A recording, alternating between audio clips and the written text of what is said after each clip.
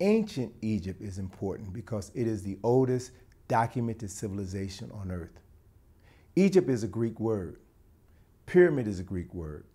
Sphinx is a Greek word. Most of the names that we use to describe African people, places, and things are non-African words. So we have come to interpret our history and culture through the lens of other people, people who have literally written us out of our own history. It's a shame that here in the 21st century, we have to prove to the world that the Egyptians, the ancient Egyptians, were black, were African. I hear nobody else having to fight that battle, even though we know that Africans were the first Homo sapiens, the first human beings on the planet were African people. The first Africans to travel into what is now known as Asia and Europe, or should I say, the first people, the first human beings to travel into what is now Asia and Europe were Africans. I don't hear Europeans being asked to prove that the first Europeans or the first people to develop civilization in Europe were white. Why are we asked to do that? It's time that we began to tell our own story, to write our own story, to see to it that our interpretation of our history is taught not just to our children in the classroom, but to every child in the classroom. We have a right and an obligation to our ancestors to tell that story. So, as a result of African people being written out of our own history, we don't know who we are. And that's not an accident. It's no accident that the telling of the story of Africans here in America begins in our enslavement, at our lowest point in human development.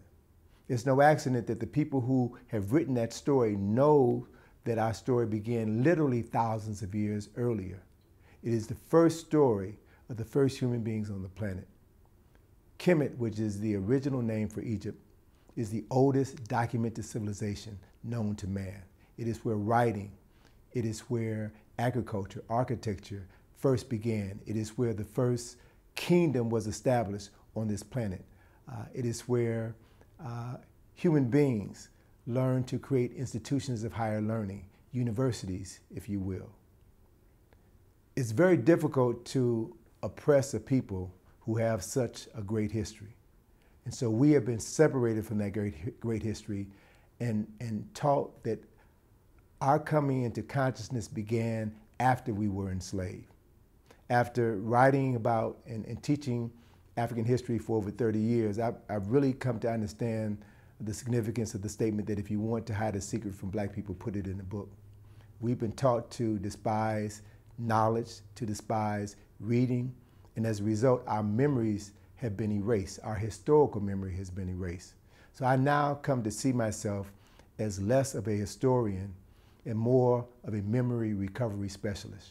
My job is to go back to find the data and then to share it with our people to restore our memory, just as Aset restored the body parts of Asar and made him whole. When we know who we are, we will also know who we are not. And we will know how to think, how to speak, and how to act. And we'll take ownership of everything we do, which changes the economic and the social landscape of this nation and ultimately the world. I dare say that there are people in power now who don't want that to happen because money is made. Billions of dollars are made every year keeping black people ignorant so that we drop out of school, so that we go to jail, so that others can defend us in court or build prisons to house us. Money is made off of our ignorance. And I think it's time to flip the script and begin to make money off of re-educating us, deprogramming us, teaching us how to take pride in our true selves. It's about time we turn the world right side up and change the dynamic.